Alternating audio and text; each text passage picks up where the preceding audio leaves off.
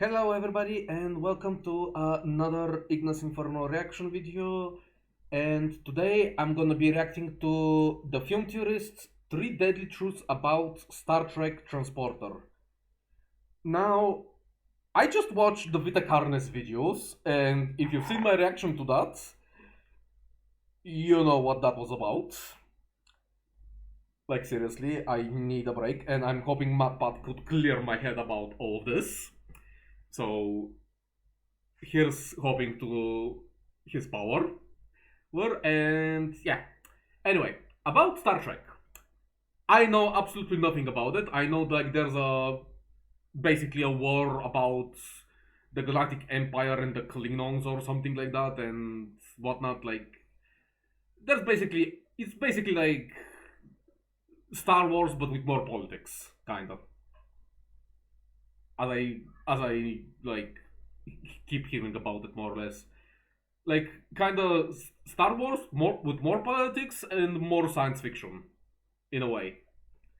And about the transporter, I know like they move around like with transporter, like they teleport to planets a lot, and I know something about physics and like yeah, as I can kind of predict, I think MatPat is gonna make it so that with a transporter you're like you're basically always like a copy of yourself, like you're always on a molecular level destroyed yourself and then reassembled on another version of you is reassembled somewhere else, but basically it might not have your memory or might have them, and that's the only thing I can think about, like why you don't want a molecule to be like molecularly transported with a Star Trek transporter. Like, yeah. But with I don't know. We'll see what else Matt Patlek has bring up in his like scheme. So you know the drill. Link below in the description of the original video. If you haven't already, go watch it. Should go enjoy it and whatnot. Then come back, watch my reaction to it. Leave a like, subscribe to my channel, and comment down below of what other things I should react to. Like YouTube has been like a bit weird lately, and some of the comments on my videos have not actually been showing for me or showing at all to people for some reason. Like they're like being automatically deleted. I don't know, or something. I think I have to message YouTube about that. But anyway, like feel free to spam me in the comment section or something if your comment gets deleted. Like I'm never deleting comments. That's or something. Think so, you know. But beyond that, let's just get on with the video and see what's all this about. For sponsoring Thanks to Paradox for sponsoring a portion of today's video. Okay. Okay, I got all the samples we need. Yeah. Really gonna blow this theory wide open. MatPat to Enterprise, 1 to beam up. No. Oh! Are you okay? Wait, something's not right. We're losing him. This shouldn't be happening.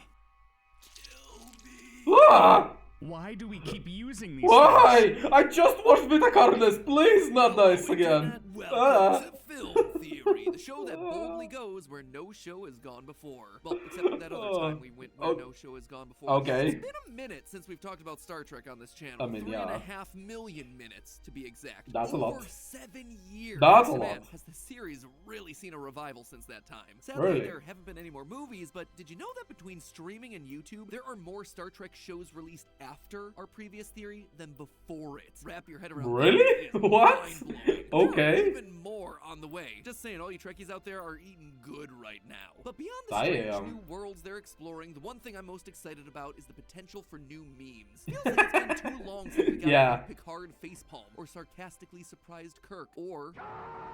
Really, it's impressive how many lines from the Star Trek series have just entered into everyday speech. You got, "He's dead, Jim," and "Set your phasers to stun." And of course, the all-time classic, "Beam me up, Scotty." For all you Zoomers watching who only recognize that as something your grandparents say, this was the catchphrase that everyone in the original Star Trek show would say when they were ready to teleport back to their starship, the Enterprise. See, the original Star Trek was made on the cheap, and I mean the cheap.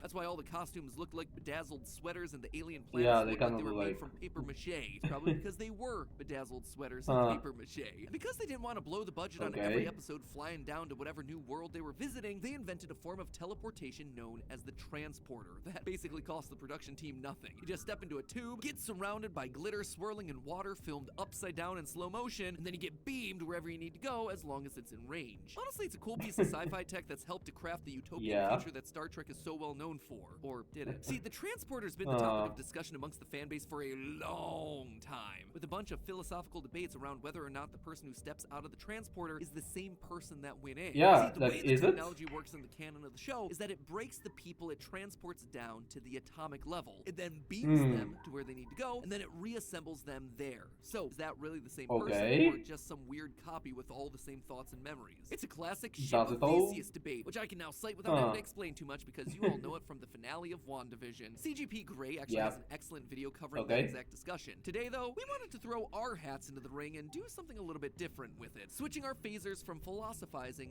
to analyzing, because I think there's a truly dark secret lying here inside this piece of technology. One so dark and so devastating that the citizens of the Federation should be running as far and fast as they can to avoid this thing. After diving back into the Trek series, I'm convinced that the transporters are weapons of mass destruction that could also be potentially poisoning your brain. Yep, after this one, you're never gonna dream of stepping aboard the Enterprise again. Put on your red shirts, friends. We're beaming aboard. Also, like, about the Enterprise, like, I get I get that it's a spaceship and all, so like space has no gravity but the design of the ship, like, is it actually the design of the ship? Is it actually like well? Because as I imagine it, if the ship actually lands on like any planet, it will just crumble on its own weight. Like this thing will break off. These things will just fall off and topple the ship or no. Like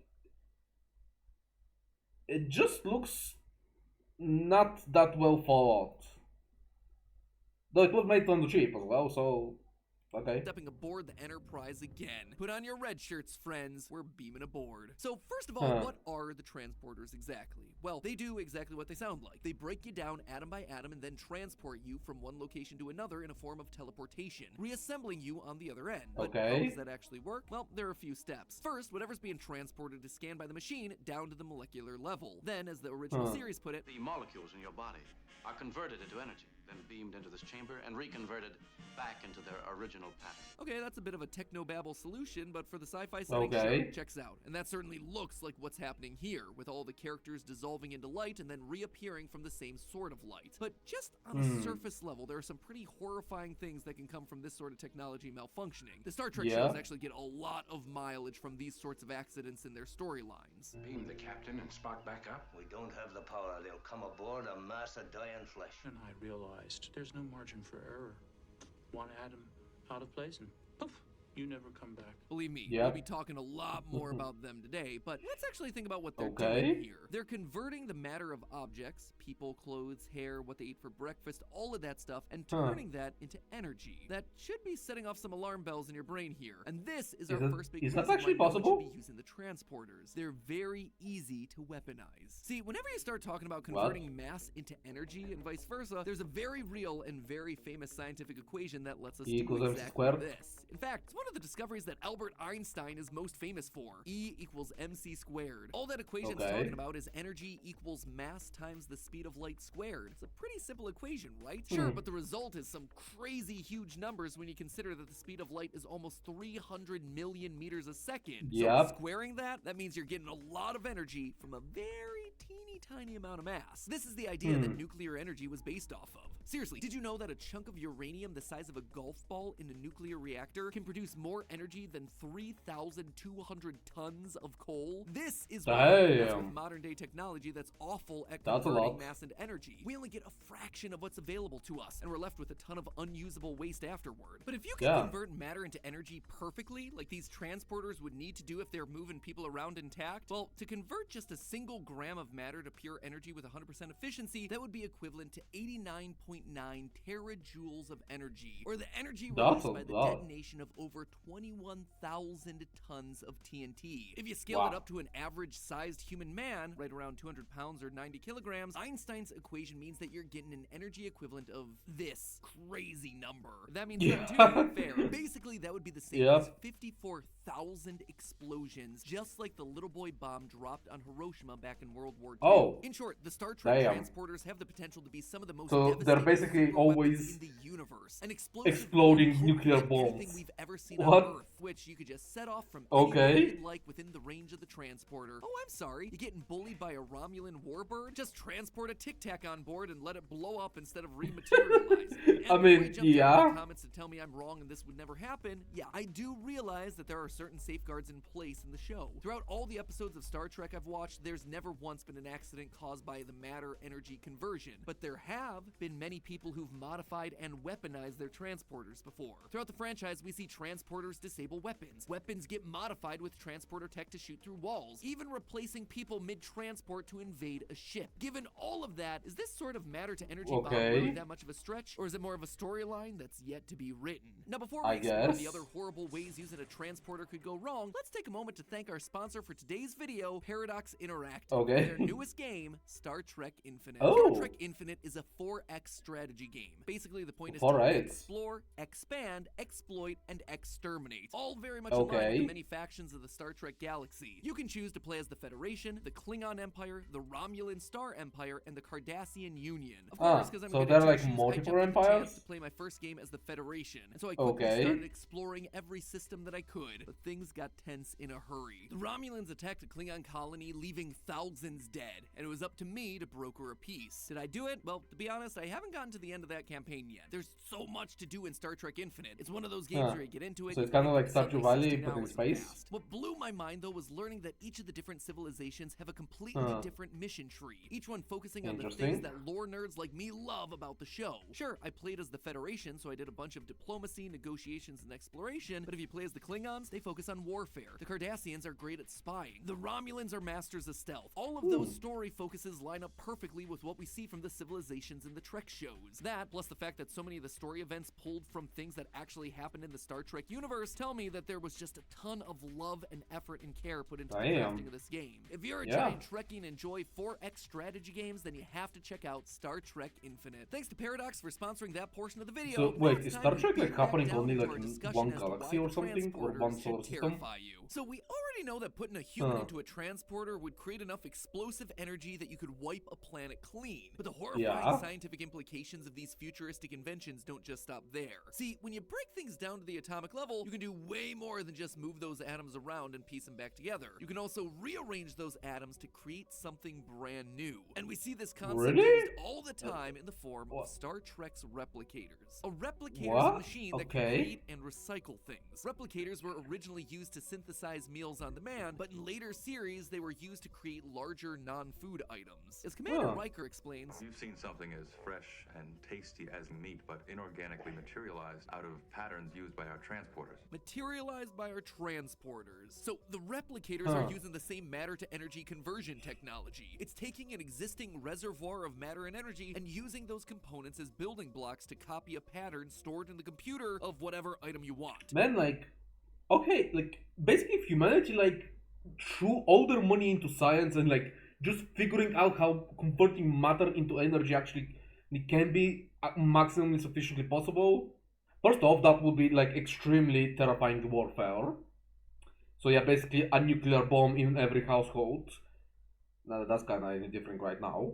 But also, like, you could basically make everything with it. From energy, you could just, like, materialize any sort of type of food. Like, you can basically end world hunger as well.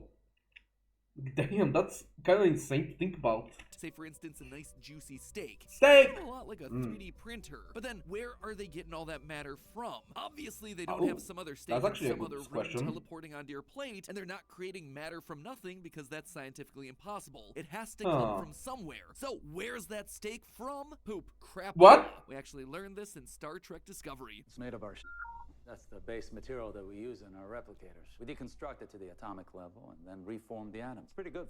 Yep, everyone Okay.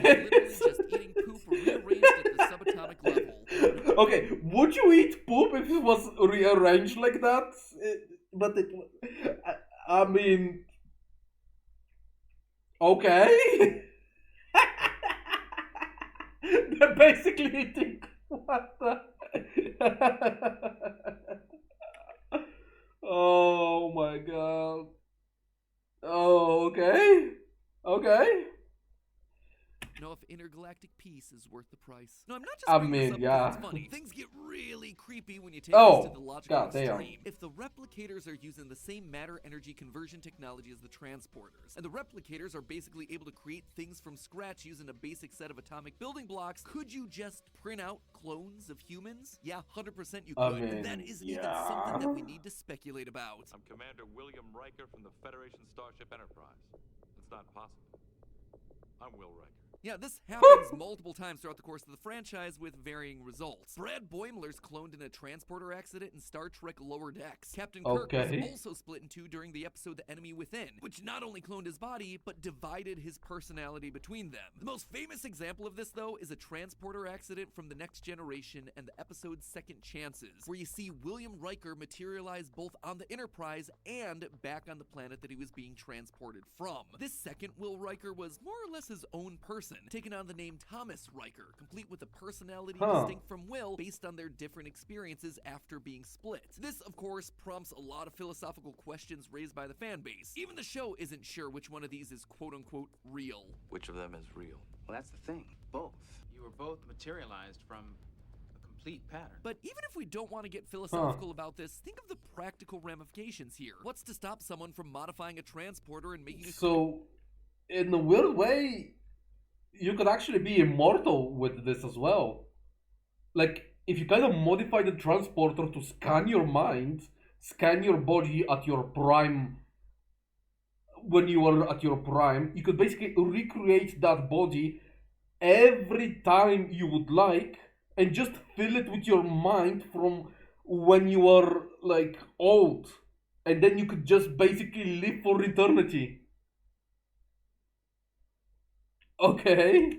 Clone of someone, anyone they wanted, at any time they wanted. That person would have no paper trail. No one would know they exist. Yeah. That has some dark complications. They'd be a perfect assassin, a perfect alibi, a perfect victim. That right there, that is horrifying. Most importantly of all, the transporter clone would absolutely be made of poop.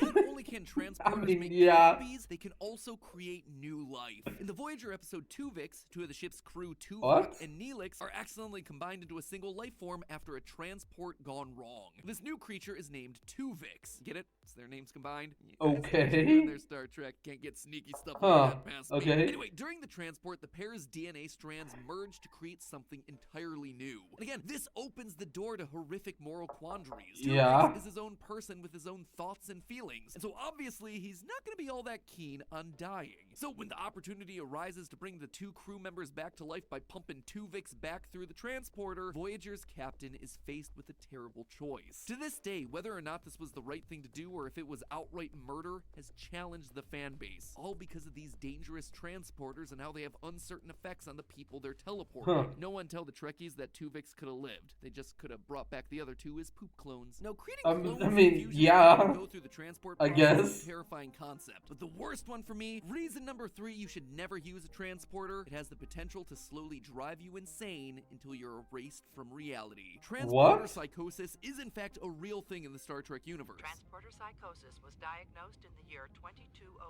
It is caused by a breakdown of neurochemical molecules during transport. This disease affected motor skills and reasoning ability and caused paranoid delusions, dementia, and hallucinations. In universe, they eventually found the cause of transporter psychosis and fixed it, but for a while, especially during the era of Captain Kirk, every time a character was transported, there was a chance that they would literally lose their mind. But you see, the fact that this is just a thing that can and has happened in the Star Trek franchise got me wondering, what else could these transporters do to your head? What's the worst thing that these could be used for? Clearly, what's normal for a transporter is that you go in conscious and you come out conscious, remembering all the same stuff. That's fairly consistent for the series. But if you really dig into the lore of this thing, you're also conscious while you're being transported. transported. In the Next Generation episode Realm of Fear, the crew of the Enterprise beam over to a derelict ship, but they run into some trouble. I'll have to send you over one at a time, Commander, because of bandwidth limitations. And the transport cycle will take a bit longer. How much longer?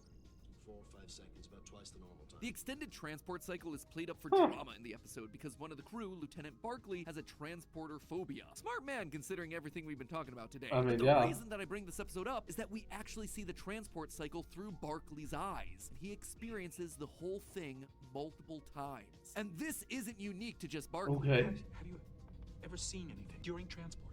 Sometimes my visor picks up resonance patterns from matter energy conversion. This proves that you're conscious during transport. You're aware of your body being split apart and reassembled. Now that in and of itself is weird, and it creates a complementary portion of existential dread with your instant teleportation. So it's basically your consciousness inside 2 to 4 seconds, your so head. At least it's short. Actually, what if it didn't take just a couple of seconds? What if you got trapped mid-transport for whatever reason? Well, it's something that's happened before. In another Next Generation episode, Relics, Scotty from the original series saves himself from dying a slow death by locking himself mid-transport within the pattern buffer. In basic terms, he was transported, but then intentionally never rematerialized on the other end, so he just existed in this ethereal state of unbeing for decades. Additionally, something that they don't touch on in this episode is the fact that given the rules and logic we just figured out, Scotty should have experienced all of that time mid-transport. In the actual show, it doesn't seem like he realizes exactly how much time has passed, but if characters like Barkley experienced what it was like mid-transport, Scotty should have as well. Can you imagine? Decades completely isolated, unable to move or, well, do